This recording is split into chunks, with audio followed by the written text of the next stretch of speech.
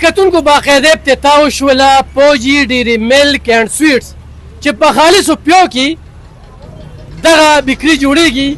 اگر چې تحصیل ناظم عبدالرؤف شاکر صاحب مفتی عبدالرؤف شاکر صاحب لا بریف شوی نه دی، خو چې کله دا برفي وخوري نو بیا به ضرور ځان سره وړي ځکه چې څو کې یو پیره وخوري نو بیا به بار بار راځي. نو افتتاح د دوی په مبارکو لاسونو باندې وشوله. شاپسند کلي نستا میرا صرف د دې خبره نه، په ټوله ضلع 400 کې دلته چې کوم کاریګران د مظفرګړ نه او د ملتان نه راغلي دي، هغوی وایي چې داسې بکري به او داسې مټۍ به په بل ځای کې نه وي. نو مفتي صاحب دغه افتتاح وکړله، هغوی نه به یو څو خبرې اخلو. مفتي صاحب ډېره زیاته مننه. څه به وایي جي داسې افتتاحګانې، بیا داسې انویسټمنټ، بیا یو شمېر خلکو ته روزګارونه، څه به وایي؟ بسم الله الرحمن الرحیم. نن په شاپسند کلي کې د افتخار فوجي صاحب دی د سویټو چې دا کوم دکان او کاروبار افتتاح وشوله، یقینا په دې باندې زه ډېر خوشحاله شوم. او د خوشحالۍ خبرې دوه دي. یو دا چې بنده ځان له حلال روزګار وګوري، نو د حلال روزګار دا عبادت دی. دویمه خبره دا ده چې څنګه الف خان ورو وویل چې په دغه شانته ځایونو کې او روزګارونو کې یوازې هغه کس نه بلکې لساته کسان نور هم د کلي هغه په روزګار شي.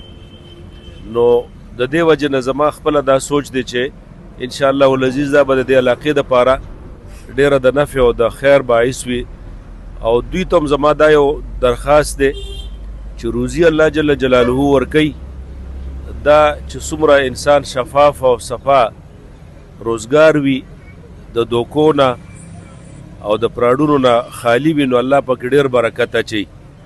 نو انشاءالله العزیز څنګه چې هغوی وفرمایل چې لکه برفي او دا سویټ د دې ډېر ښکلي دي، نو دا به دقه شانته قایم وي او برکت به پکې الله تعالی اچي. او موږ به مزید د الله نه سوال هم کوو چې الله دې پکې نور هم برکت واچي. دې وخت کې موږ سره قاني صاحب هم ولاړ دی.